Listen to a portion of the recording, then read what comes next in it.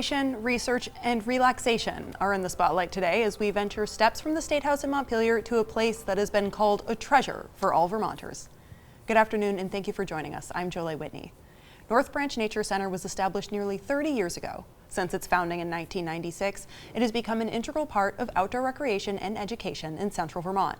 With over 15,000 visitors annually, this 28-acre preserve of forest and field, nestled in the gentle bend of the North Branch and Winooski River, has become a popular year-round destination for a quiet place to walk, ski, swim, or simply relax and take in the sights. My guest today is Naomi Heindel. She is the executive director of the North Branch Nature Center. Naomi was born in Vermont and grew up in North Ferrisburgh before heading out west to live and work and teach, I should say, in Yosemite and Grand Teton National Parks. She's returned to Vermont to become Nature Center's second executive director in 2022. Welcome. Thank you so much for having me. Glad to be here. We're very happy to have you. Can you tell me a little about what events you guys put on? Yes, we have a year-round calendar of events. We have everything from just day-long events to come and enjoy the Nature Center. We have weekend programming for adults and families. We run a forest preschool. We do a whole range of things at the Nature Center. And we're going to dive into some of those in a little bit, but can you tell me first what's the mission of North Branch? The mission of North Branch Nature Center is connecting people with the natural world. Okay, and obviously you do that with all kind of events, but let's start with programs that you have for children. Can you tell me about those? We have a lot of programs for children. So we offer after-school programs, summer camps. We run a full-time, fully licensed preschool. We have a homeschool program, and then we also have our school-based program, ECO, Educating Children Outdoors. We're in 15 area public schools on a weekly basis. So tons of engagement with students. A lot of engagement with kids and students, yeah. And we'll delve into this a little bit soon, but what do you think is the value of having that kind of connection with the younger generation? Oh, there's a huge value. I think that being able to teach this type of education, we call it place-based or nature-based education in students' own backyards, whether that's at the Nature Center because they're local to the area or next to their schools or with their families.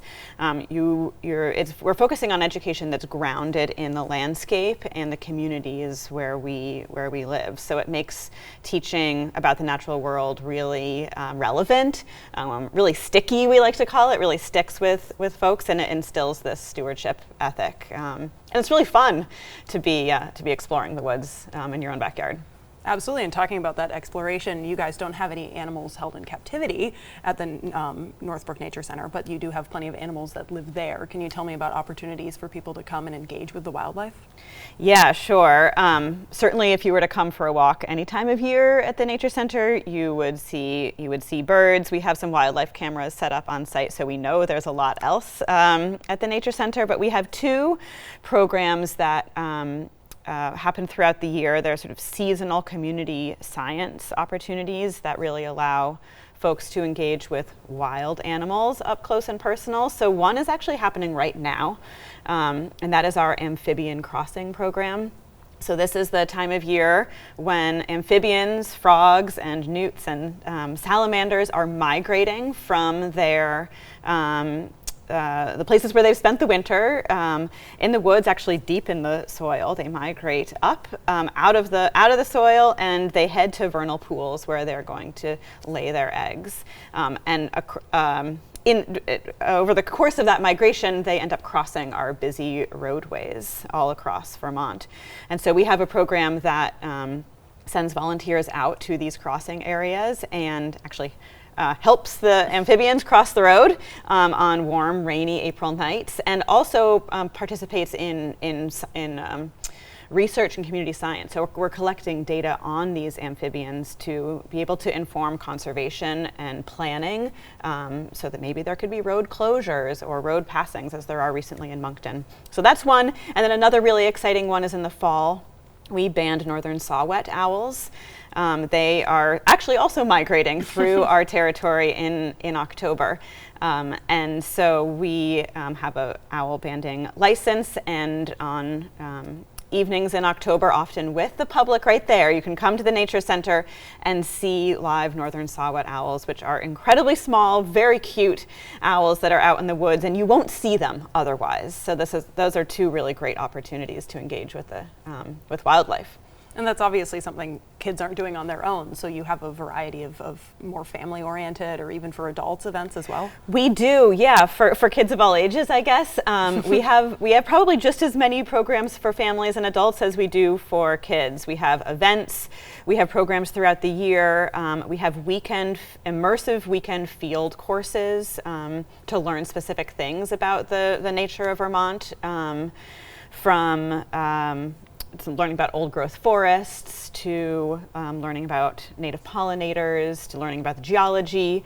And then we also offer educator institutes in the summer for teachers so that they can learn some of this material and take it back to their classrooms. One of these events actually coming up in June is a big summer festival called the Biodiversity Jamboree. So that'll be a day, June 8th, celebrating sort of all of Vermont's biodiversity at the Nature Center. We host that together with the Vermont Center for Eco Studies. Okay, and can you tell us about some of the natural history events that you have as well? Sure, that's a great example of one of them. We also have birding in the spring and fall, so folks can come out with us either to the Nature Center or other places throughout central Vermont to join us on those birding adventures. We have those educator institutes, as I was saying, and then we often have weekend walks or family discovery hikes or paddling adventures, so a whole lot, all of which are on our website. Absolutely, and let's talk about events maybe spanning the borders of the Green Mountain State. Can you tell me about Adventure Afar? Yeah, so in addition to exploring the natural world of Vermont, we also offer Adventures Afar, which bring participants beyond the borders of Vermont, as you said. We really love connecting folks to the natural world all over. So that could be, let's see, we're currently planning trips to Arizona, to Oregon, to Costa Rica, to Alaska. Often these are birding or wildlife watching trips, though increasingly they're becoming focused on maybe some social ecological issues as well. We recently did a teen trip to Panama and look forward to doing more teen trips. And these really support the mission of the Nature Center financially and also by allowing adults to have ongoing opportunities to connect with the natural world and ongoing opportunities to explore their own curiosity and awe and wonder for the natural world. Absolutely, and in a time of kind of carbon footprint awareness, obviously you folks work in a lot of like climate-centric kind of circles, but how do you justify traveling for a big event like this for ecotourism? Yeah, really good question. We are wrestling with this question too. In fact, recently we wrote an article about it in our most recent newsletter, trying to think about that exact question and balance the carbon footprint of a trip like this against the benefits of a trip like this in terms of it opening your eyes to the rest of the world and getting to see more of that world, and then ultimately hope that you would become stewards of that world. Recently, we have set up a carbon offset program for all of our adventures afar with the Northeast Wilderness Trust, which is a group that is also based in Montpelier that we partner with, and so we really trust their carbon offset program, and through that program, all of our trips will become starting next year 100% carbon neutral. And that's really exciting for us. And I think ultimately it is up to the individual traveler to think, is this something they want to do? Do the benefits outweigh the costs for them? This is sort of where we've landed at the moment. But we wrestle with that question and talk about it a lot. Absolutely, and I'm sure that's so much more than just your programs. I think everyone, when they're trying to fly somewhere, is like, is this going to be worth it? So a very general question. Right, exactly. And I think one thing is that, is it going to be worth it? There's different answers to that question. There can be just the carbon, but then there's so much more to climate change and to biodiversity and to human impact on the world that you can explore. And so I think when you explore all those things, we've decided, yes, it is, especially with these offsets. And your work has brought you kind of far and wide. We said in the beginning you're from North Ferrisburgh, is that right? Yes, that's where I grew up. But you ended up working in Yosemite. How do you see kind of the relationship between working somewhere out there to coming back to Vermont and kind of bringing your knowledge that you gained out there back to the North Branch Nature Center? Sure, yeah, for me, growing up in Vermont and then living and working and teaching out west, both at Yosemite National Park and Grand Teton National Park, those were places where I learned how to teach outdoors. I learned how to learn a new ecosystem because there are different plants and animals there, though some similarities, which is always really fun. And then for me, it's been really powerful to bring that home here to my favorite landscape and my favorite community, and to do the work I love best here in Vermont just feels really, really good. I think that there is a power to place-based education far away when you travel and you learn a new landscape, and that means that you then learn to do that anywhere.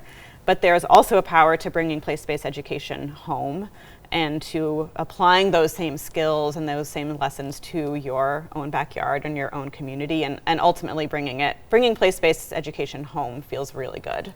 And can you elaborate a little on that place-based education? I think you spoke about it earlier about the value of kids learning place and nature-based education, but what's it like teaching place-based education outside? It's very, very powerful. I think that the natural world can be a teacher too. It can really provide students with an opportunity for curiosity, for wonder, for awe. These are like the central tenets, and they're not, kids have these innately. And so we just provide that opportunity to explore, to ask questions, to grow, to interact. And the natural world can be, as I said, it can be a teacher. It can really hold students really, really well. And it can do that with adults too. It's maybe sometimes a little bit harder, I think, to allow for that wonder and curiosity and awe to come out in students. I think that's something that North Branch Nature Center instructors do really beautifully. But yeah, the natural world can really be our teacher if we head outside and allow it to. Yeah, that's incredible. Thank you so much for joining us today. Thanks so much for having me. And for more information about North Branch Nature Center and to find out about their long schedule of events, workshops, and outdoor activities, visit their website. That wraps up our program for today. From the crew behind the scenes here at WCAX, I'm Jolie Whitney. Thank you for watching and have a good one.